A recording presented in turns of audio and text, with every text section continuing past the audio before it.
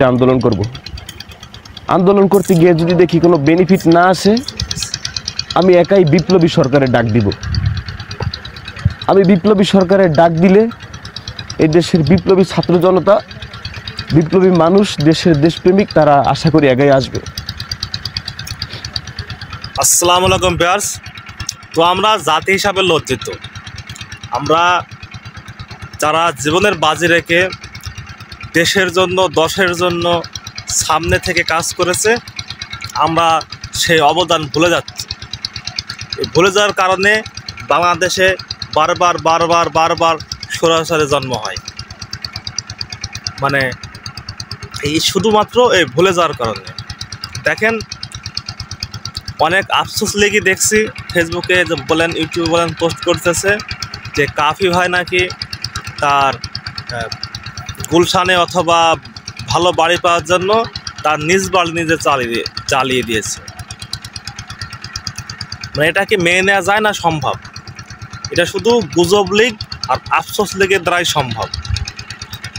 তার বাবা, মা, ভাই, ভাতিজা 4 বছর সময় আর কি, তারা শুয়ে আছে রুমে, হঠাৎ করে রাত্রেবেলা আগুন, সেটা সে নিজে দিয়েছে। এটাকে শয়তানও বিশ্বাস করবে? মানুষের কথা বাদ দিলাম। তো যাই বলেন ভিউয়ার্স, আলোচনা সমালোচনা হবে, পক্ষে বিপক্ষে লোকে কথা বলবে, কিন্তু আমরা স্বৈরাচারের বিরুদ্ধে, সে এনে লোক হোক, যে কোনো দলের যে কোনো লোক হোক, ঠিক আছে, ওইটা ডাজন্ট ম্যাটার, কিন্তু আমরা স্বৈরাচারের বিপক্ষে, আমরা ন্যায়ের পক্ষে। আমরা এই প্রতিহিংসা রাজনীতি বলেন, পারিবারিকভাবে বলেন, প্রতিহিংসা বাদ দিই, একটা সচেতনমূলক জাতি, উন্নত জাতি, বাংলাদেশ, স্বয়ংসম্পূর্ণ বাংলাদেশ গড়তে আমরা অঙ্গীকারবদ্ধ হই।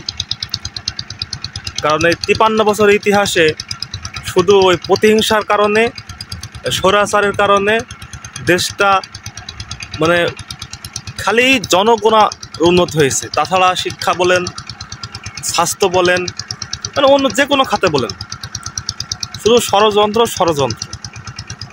তা আমি সবাইকে একটাই বলবো যে আপনারা তালে গোলমাল পাকিয়ে ফেলবেন না। কারণ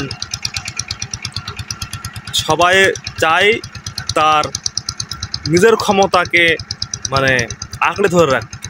এই জন্য মানুষের ঘর বাড়ি, মানুষের জান মাল, এর কার কি গেল ওটার মাথা রাখে না। এটা দুনিয়াটা হচ্ছে স্বার্থপরের। তো আমি একটা কথা বলবো, আমরা স্বৈরাচারের বিপক্ষে। আল্লাহ হাফেজ, ভালো থাকবেন।